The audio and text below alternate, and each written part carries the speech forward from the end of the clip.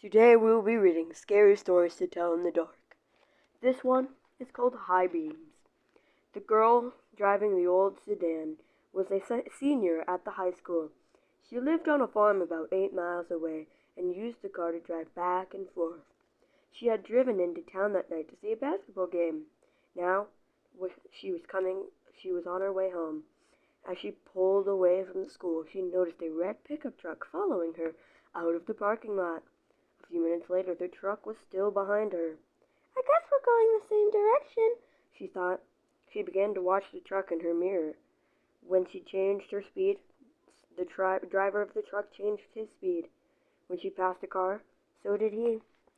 Then he turned on his high beams, flooding her car with light.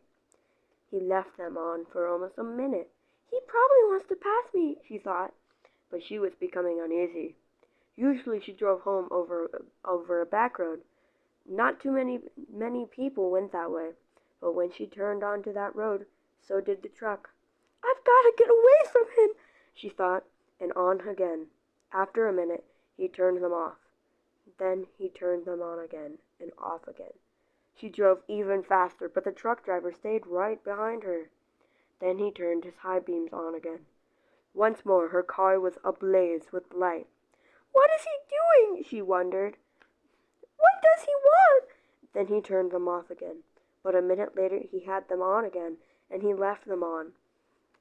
At last, right behind her, she jumped from the car and ran to her house. "Call the police!" she screamed at her father. Out in the driveway, she could see the driver of the truck. He had a gun in his hand. When the police arrived, they started to arrest him, but he pointed to the girl's car. "You don't want me," he said. "You want him." Crouched behind the driver's seat, there was a man with a knife. As the driver of the truck explained it, the man slipped into the girl's car just before she left the school.